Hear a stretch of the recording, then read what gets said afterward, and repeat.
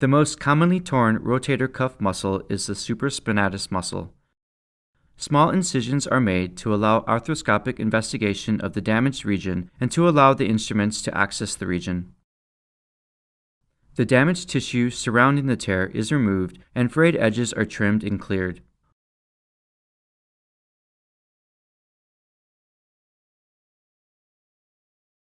Holes are drilled and suture anchors are embedded in the bone at the natural attachment site of the tendon.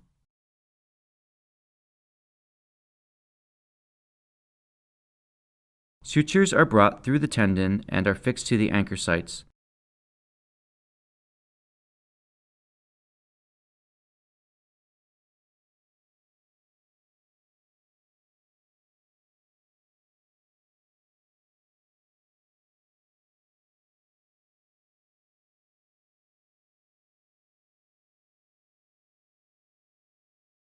The shoulder incisions are then sutured.